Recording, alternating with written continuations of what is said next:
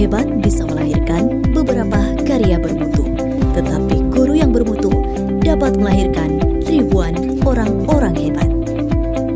Selamat datang di IAIN Parepare, satu-satunya kampus negeri Islam yang ada di kota Parepare. Kampus ini memiliki 4 fakultas, salah satunya Fakultas Tarbiyah. Tarbiyah Institut Agama Islam Negeri Parepare memiliki visi menjadi fakultas terkemuka yang religius, moderat, dan inovatif pada bidang kajian pendidikan dan kependidikan dalam mewujudkan IAIN Parepare sebagai pusat akulturasi budaya dan Islam. Fakultas Tarbiyah Institut Agama Islam Negeri Parepare memiliki 8 program studi, yaitu program studi pendidikan agama Islam, program studi pendidikan bahasa Arab, program studi tadris bahasa Inggris, program studi tadris ilmu pengetahuan sosial, program studi tadris ilmu pengetahuan alam, program studi pendidikan anak usia dini, dan program studi pendidikan matematika. Guru adalah ujung tombak generasi tunas bangsa. Gurulah yang pertama mengukir akan dijadikan apa generasi muda ini. Di IAIN Parepare, selain tersedia sumber daya manusia yang memadai, juga telah dilengkapi fasilitas yang menunjang proses pembelajaran. Visi dan misi keilmuan program studi pendidikan agama Islam Fakultas Tarbiyah Institut Agama Islam Negeri Parepare. Visi keilmuan program studi pendidikan agama Islam yakni mengembangkan pendidikan agama Islam yang moderat dengan paradigma integrasi interkoneksi antara Islam, budaya, sains, dan teknologi untuk menghasilkan lulusan yang unggul.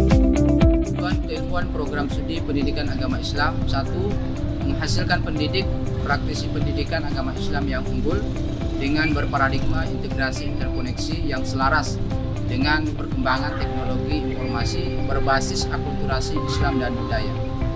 2. Menghasilkan karya ilmiah dan karya inovatif dalam bidang pendidikan agama Islam yang unggul dengan berparadigma integrasi interkoneksi yang selaras dengan perkembangan teknologi informasi berbasis akulturasi Islam dan budaya.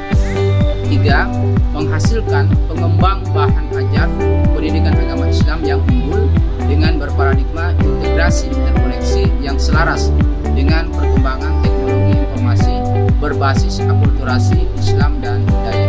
Mari bergabung dengan program studi pendidikan agama Islam Fakultas Tarbiyah Institut Agama Islam Negeri Parepare. Salam.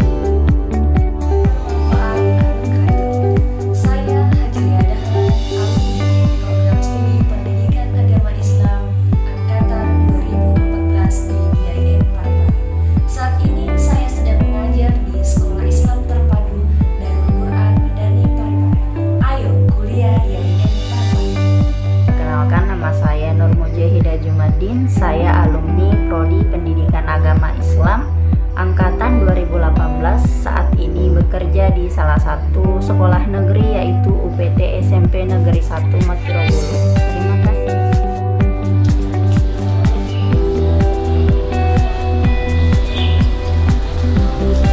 Berjuang dalam Islam, tegak dalam iman. Pendidikan merupakan pintu peradaban dunia. Pintu tersebut tidak akan terbuka kecuali dengan satu kunci, yakni seseorang atau sosok guru yang peduli dengan peradaban dunia.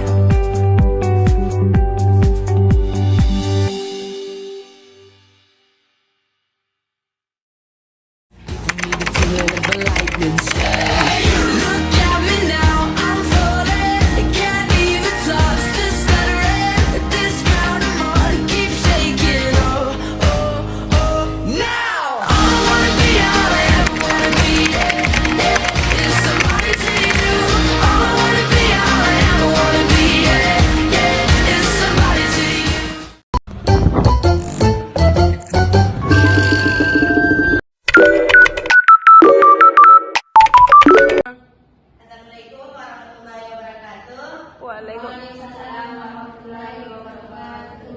Perkenalkan, nama saya Mustabila dari Prodi Pendidikan Agama Islam. Jadi di sini saya akan menjelaskan yaitu belajar mengenai hadis. Jadi selanjutnya kita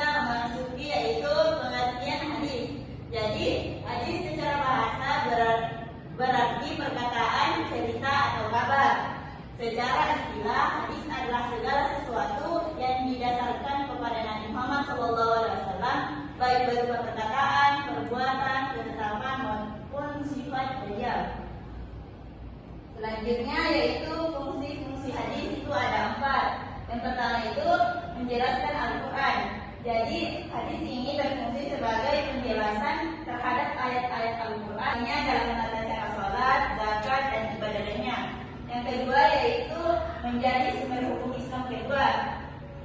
Hadis ini merupakan sumber hukum setelah Al-Quran yang digunakan untuk menetapkan hukum dan kehidupan umat Islam.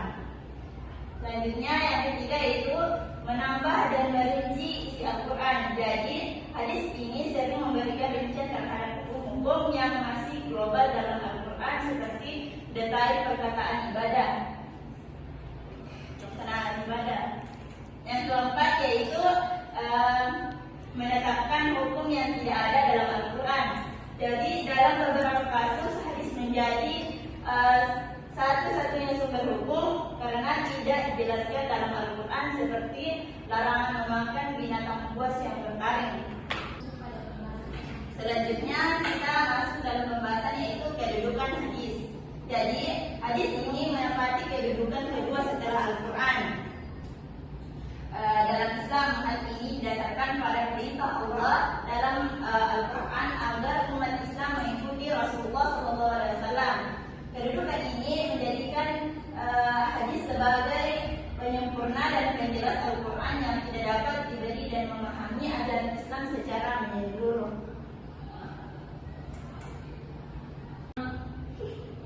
Jadi itulah materi yang sempat saya jelaskan. Apakah ada dari teman